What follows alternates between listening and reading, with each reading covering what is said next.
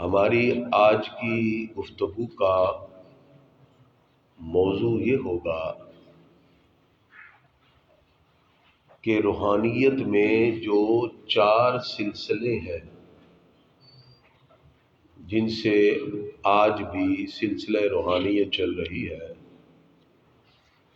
ان کا کیا مقام و مرتبہ ہے، ان کا تعارف پیش کیا جائے گا، جس سے تصوف وہ باطنی امور جس کا سیکھنا ہر شخص کو اس کے باطنی احوال کے لیے ضروری ہوتا ہے، اس کے حوالے سے آج ہم آپ کے سامنے گفتگو پیش کریں گے۔ سب سے پہلے تو سوال پیدا ہوتا ہے کہ تصوف ہے کیا؟ حضرت سیدنا علی بن عثمان حجویری المعروف داتا گنج بخش رحمۃ اللہ علیہ، حضرت داتا صاحب رحمۃ اللہ تعالی علیہ تصوف کے بارے میں یہ فرماتے ہیں کہ تصوف پسندیدہ اخلاق کا نام ہے، اچھے اخلاق کا نام تصوف ہے۔ اور یہاں تک کہ حضرت امام زین العابدین رضی اللہ تعالی عنہ کے بیٹے امام محمد باقر کے حوالے سے حضرت سیدنا داتا صاحب رحمۃ اللہ تعالی علیہ نے کشف المحجوب کے 3 باب میں تصوف کے بارے میں یوں کہا کہ التصوف خلق، کہ تصوف اچھے اخلاق کو کہتے ہیں۔ فمن زاد علیک فی الخلق، جو اچھی عادتوں میں بڑھ کے ہوگا، زاد علیک فی التصوف، وہ تصوف میں بھی بڑھ کر ہوگا۔ یعنی اچھی عادات کو اپنانا۔ حضرت داتا صاحب فرماتے ہیں یہ اصل میں انسان کے من میں پائی جانے والی وہ خوبی ہے جس کو تصوف کہتے ہیں۔ اب جو حسن خلق ہوتا ہے، اچھا اخلاق، وہ 3 طرح کا ہوتا ہے۔ سب سے پہلے تو یہ ہے کہ اللہ کے ساتھ حسن خلق ہو۔ اللہ کے ساتھ حسن خلق یہ ہے کہ ہمارا ہر کام ریاکاری سے پاک ہو، احکام خداوندی کی تعمیل میں ہو، اس میں کسی قسم کا کوئی بھی ریاکاری کا پہلو بھی نہ ہو۔ یہ ہے سب سے پہلے حسن خلق میں اللہ کے ساتھ حسن خلق۔ اور دوسرا ہے مخلوق کے ساتھ حسن خلق۔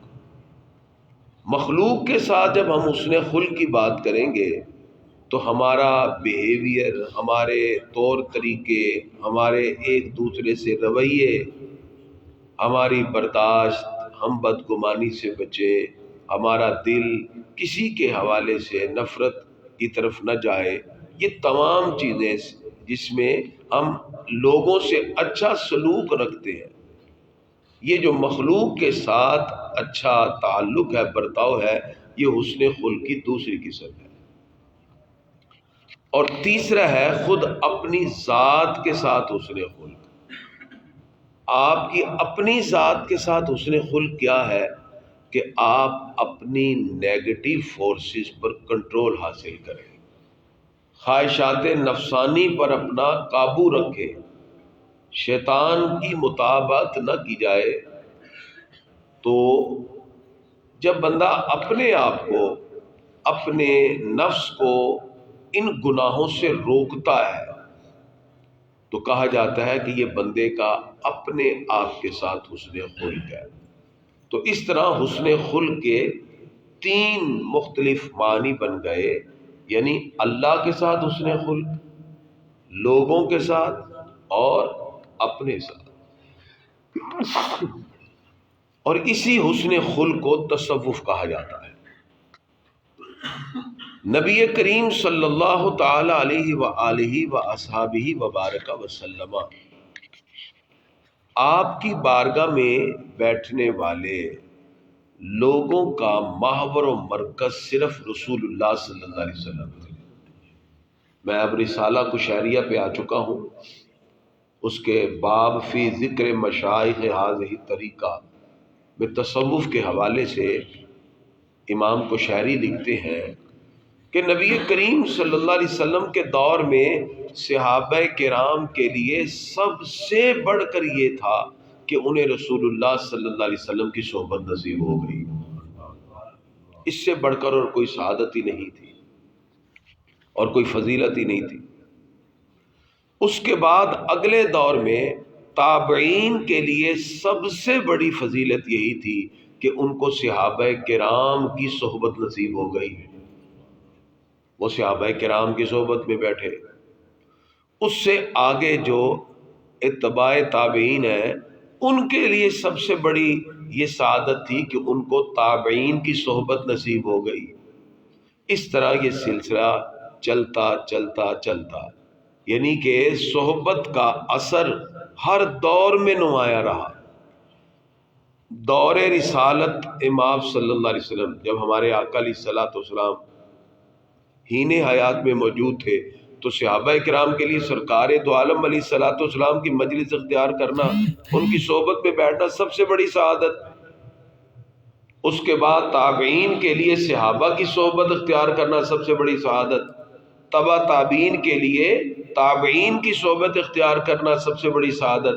یہ سلسلہ چلتا گیا یہاں تک کہ دوسری صدی ہجری کے اندر پھر خاص طور پر صوفیہ کی ایک جماعت متعارف ہوئی۔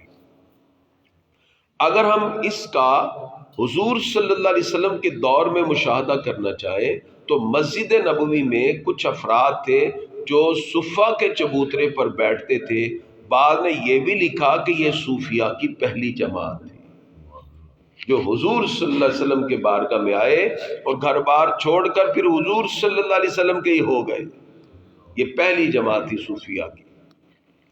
اس کے بعد یہ سلسلہ چلتا گیا، اللہ والوں کی صحبت میں بیٹھنا ہر دور میں سعادت سمجھی گئی۔ پھر حضرت سیدنا جنید بغدادی رحمۃ اللہ تعالی علیہ، آپ سے جڑے ہوئے لوگ سلسلہ جنیدیہ کے نام سے پکارے گئے اس دور میں۔ اسی طرح بہت سے بزرگ جن کے نام ہم تاریخ میں پڑھتے ہیں، حضرت بایزید بستامی رحمۃ اللہ تعالی علیہ، جناب حضرت بشر حافی علیہ رحمہ، یہ بزرگوں کا سلسلہ ہر دور میں چلتا رہا اور روحانیت کی یہ سوغات آگے منتقل ہوتی رہی۔ گرامی قدرات، اب تصوف کیا ہے؟ یہ جو 4 سلاسل اربع ہیں روحانیت کے، یہ کیا ہے؟ اس وقت ہمیں 15ویں صدی کی ابتدا سے تصوف کے 4 سلسلے مقبول نظر آتے ہیں۔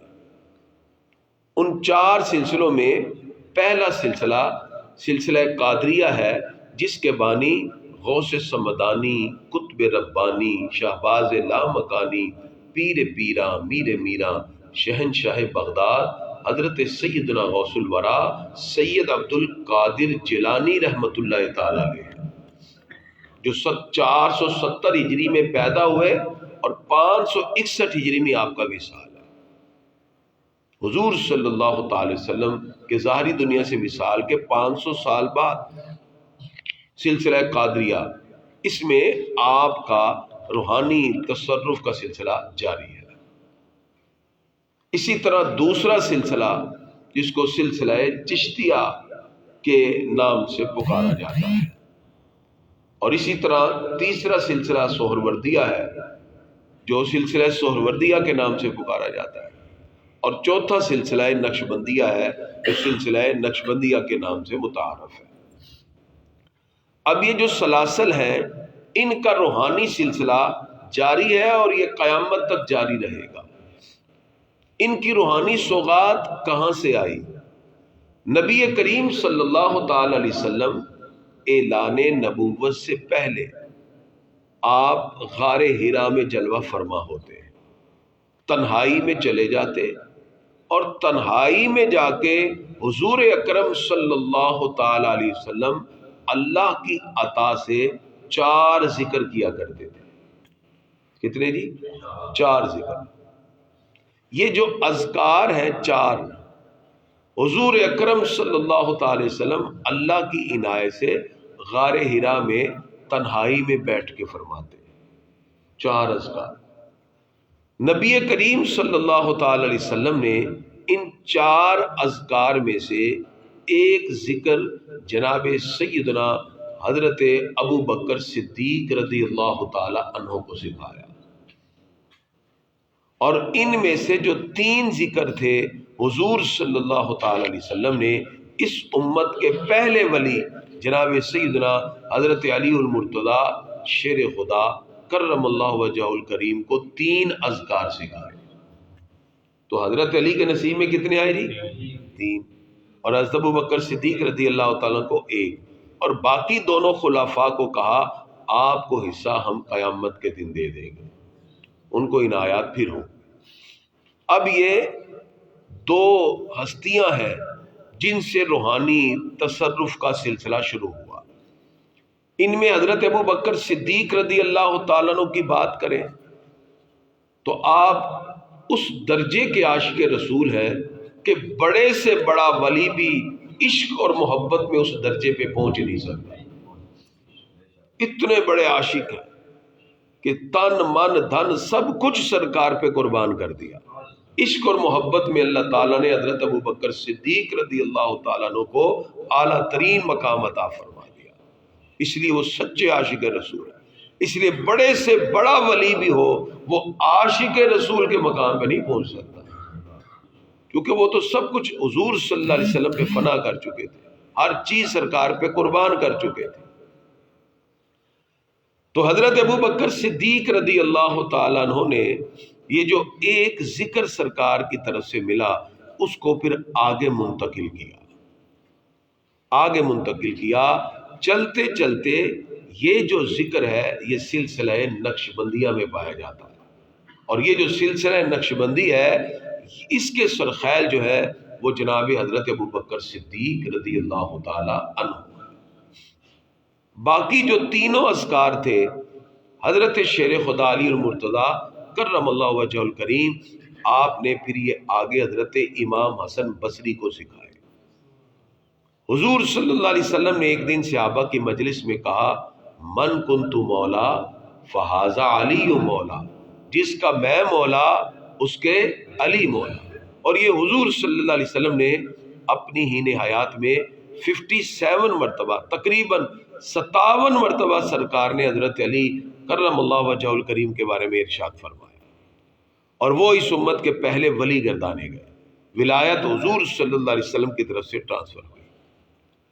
اب حضور صلی اللہ علیہ وسلم کی زوجہ حضرت ام سلمہ، حضرت ام سلمہ حضور صلی اللہ علیہ وسلم کی ازواج مطہرات میں سے ہم سب کی ماں ہے۔ ان کی ایک خادمہ تھی، ان کا ایک بچہ تھا چھوٹا۔ وہ خادمہ گھر میں خدمت کے لیے جیسے کام والی آتی ہیں کام کرتی ہیں، تو ایک دن حضرت ام سلمہ رضی اللہ تعالیٰ عنہ نے ان کو ایک کام بھیجا، جاؤ یہ فلاں کام کر کے آؤ۔ انہوں نے عرض کیا کہ آپ میرے اس بچے کو ذرا سنبھال لیں۔ ٹھیک ہے، وہ بچہ انہوں نے ان کو دیا اور ان کے حکم پہ وہ کام پہ چلی گئی، جو کام بھیجا۔ اتنی دیر میں حضور صلی اللہ علیہ وسلم گھر میں تشریف لے آئے۔ حضرت ام سلمہ نے کہا دیکھیے کتنا پیارا بچہ ہے۔ ہمارے پیارے نبی صلی اللہ علیہ وسلم نے اس چھوٹے بچے کو دیکھا اور پیار سے میں بہت پیارا بچہ ہے۔ آپ صلی اللہ تعالی علیہ وسلم نے اپنی زبان اس بچے کے منہ میں ڈال دی، اس نے اس کو چوسا۔ حضور اکرم صلی اللہ تعالی علیہ وسلم کے اس روحانی لنگر کی برکت سے وہ بچہ بڑا ہو کر امام حسن بصری بنا۔ حضرت مولا علی نے جو روحانیت کے جو وظائف میں نے بھی بتائے ٹرانسفر کیے حضرت امام حسن بصری رحمۃ اللہ تعالی علیہ کو، جن سے پھر آگے روحانیت کا سلسلہ چلا، اور آگے چلتے ہوئے 3 سلسلے اور یہ 4 ذکر حضرت غوث پاک کی ذات پر آ کر اکٹھے ہو گئے۔ یعنی یہ چلتے گئے نسل در نسل، ٹھیک ہے نا۔ حضرت ابوبکر صدیق رضی اللہ تعالیٰ عنہ سے سلسلہ نقش بندیہ اور باقی سلاسل سے یہ ذکر چلتے گئے۔ اچھا، یہ جو ذکر ہے یہ ایک خاص انداز سے کیے جاتے ہیں، یہ کتاب سے نہیں ملیں گے، یہ صحبت شیخ سے ملتے ہیں۔ اگر آپ کہیں کہ میں کتاب سے پڑھ کے ہی ذکر کروں، اس کا کوئی فائدہ بھی نہیں ہوگا، کیونکہ یہ تو ایک لڑی ہے جو نسل در نسل چلتی ہوئے ملتی ہے اور سینہ بسینہ یہ فیض منتقل ہوتا ہے۔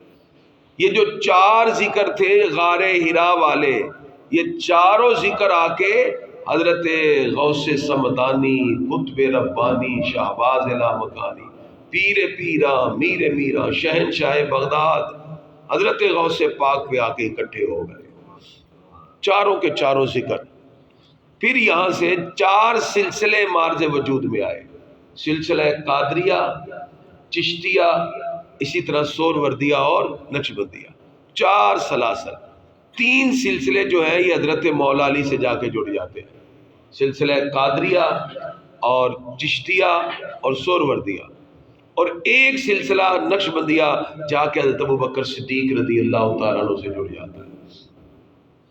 اب ان چاروں سلاسل کی پاور دیکھیے، سلسلہ قادریہ، سہروردیہ اور چشتیہ جب ذکر کرتے ہوئے عبادت میں، تصرف میں اعلیٰ مقام پر پہنچ جاتے ہیں، تو جو تینوں سلاسل کے لوگ عبادت میں انتہا پر پہنچتے ہیں، نقش بندی وہاں پہلے مقام پہ پہنچ جاتا ہے۔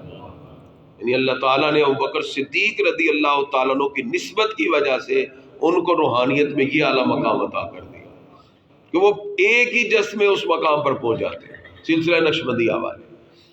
اب گرامی کا حضرات، سلسلہ قادریہ، اس کے بانی حضرت غوث اعظم رضی اللہ تعالیٰ عنہ ہے، اور جتنے بھی اب سلاسل ہیں، وہ نقشبندیاں ہوں، وہ سہروردیاں ہوں، وہ چشتیاں ہوں، سارے سلاسل میں فیض کا تصوف حضرت سیدنا غوث اعظم سے جاری و ساری ہے۔ آپ کا قدم ہر ولی کی گردن پر ہے۔ آپ نے خطاب کرتے ہوئے کہا قدم ہی علی رقبۃ کل ولی اللہ، میرا یہ قدم ہر اللہ کے ولی کی گردن پر ہے۔